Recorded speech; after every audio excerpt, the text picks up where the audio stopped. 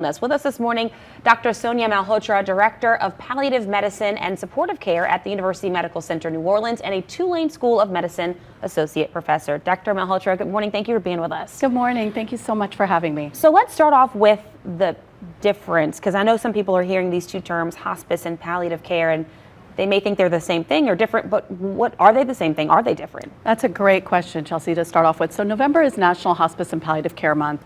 Palliative care is the care of anyone living with a serious illness. And so any patients who have advanced in front of an organ, those are patients that we're taking care of in palliative medicine. Some patients do transition over to hospice, which is end-of-life care. And so we like to see that spectrum of disease and take care of people who are chronically ill. But if you have a loved one in either or both of these programs, especially during the holiday season, it can be especially difficult. A lot of different emotions, but what ways, if any at all, are the best ways for you, if you're at home listening and you fall into this category, to deal with these emotions, or to help a friend or loved one deal with these emotions? Absolutely. And so dealing with a serious illness, if you're a caregiver or a patient living with a serious illness, the holidays can be a time of immense grief for the loss of functionality, for the loss of a loved one. And so just establishing a new normal and knowing that it's okay to not feel okay.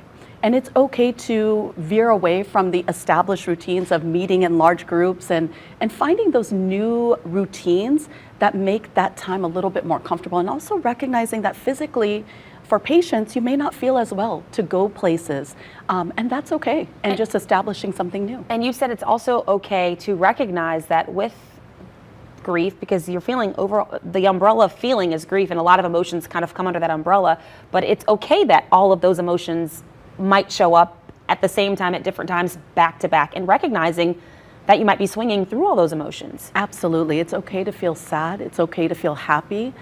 These are normal emotions, and there's a spectrum of emotions that people feel when they're going through a serious illness or caring for a serious illness. And for children, to let them feel those emotions and not to protect them. Children actually will protect us, and we need to allow them to open up about their feelings. So you be open and honest with them about what's going on too. That's also key. We want to end here with more information for people who need help. This is a lot of people in our viewing area who fall under this category.